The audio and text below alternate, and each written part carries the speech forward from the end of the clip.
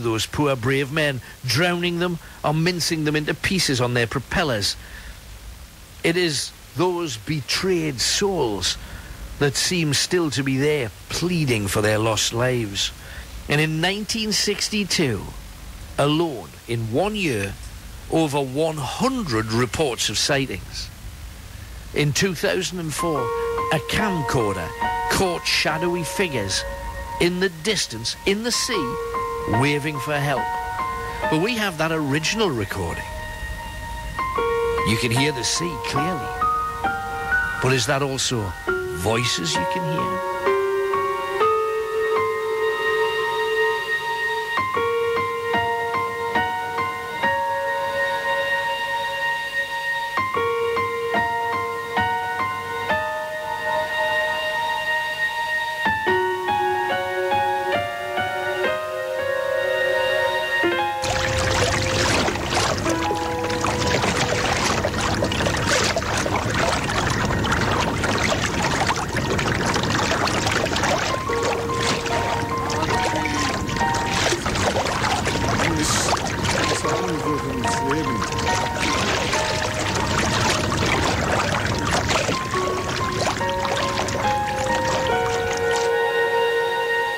Must have been things in this ossuary getting colder, and the feeling is intense, almost as if you've got more in the air than just oxygen. It feels heavy. You can feel a pressure on your skull and an ounce of a headache. But 'twas the night before Christmas, as the famous tale goes, and in most houses there's an ounce more love, a tad more compassion, and a whole lot more optimism than usual. Yet, if a disruptive spirit chooses to make their presence felt, there will never be an easier time. It has long been known that changes to a house, the moving of furniture, the closing off of doors, the reconstruction of properties and similar, causes the energy moving around your home to react. Well, all of these things happen in almost every home each Christmas. Not only that, far more electrical items are in use. Lights, trees, ornaments, and no end of tat like dancing Santas, reindeer singing, rocking around the Christmas tree, or the thousands of toys requiring batteries. Now, the Thompson family had never had any dealings with ghosts, nor had they ever wanted to.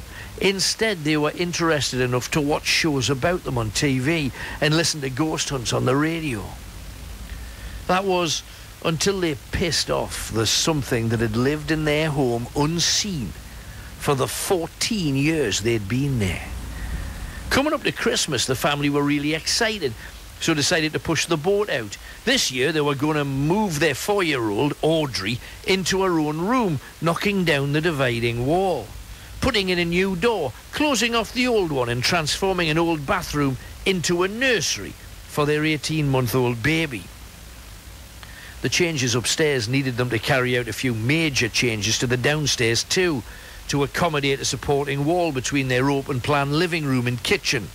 The work took 8 months, ending in the beginning of December, so everything would be perfect in time for a Christmas they would never forget. They got that right. At first it was just the little things. A kettle starting to boil without anyone switching it on, the television changing a channel, or the satellite box would switch itself off. In the middle of the night, the motion sensor alarms kept going off, waking the estate. What was moving around their house to set it off? It got so bad they stopped putting their alarm on just to save themselves from resetting it 3 and 4 times a night. Mobile phones began to be affected with a crunching and crackling interference, as if there was something on the line. Phones would also ring, and yet there was no one there, and even stranger, there was no sign that anyone had called. A text arrived to the mother, Christine Thompson, from an unknown source, and it said, "Why?" Ray Thompson was a carpet fitter. He was working right through Christmas, bringing back toys for their 2 little ones, hiding them in wardrobes and the cupboards under the stairs. But the trouble was only just beginning. One night, Christine heard someone whispering in her ear as she tried to sleep. sat up with a start and told Ray, who was too sleepy to really take it in. And as she lay there sweating, afterwards she heard a man breathing in the room, and she kept switching the bedside lamp on time and time again. Had they not lived there so long without anything unusual, they would perhaps have thought about a ghost. Yet they were still totally in denial. They stopped watching horror movies late at night, as the day before Christine heard the voice they'd both watched The Descent, so were understandably jumpy. Then on the 20th of December, as they both slept upstairs, they heard a voice from the baby monitor, and it was not little Anthony the baby. It was an older man with a thick accent, and he was mumbling and grunting with a deep wheeze in his chest. He was swearing at the baby, "Stupid bloody sprog," and "little effing bee." Yet the phrase that chilled their blood was, "Why don't you die? Someone should suffocate the life out of you. Save us from the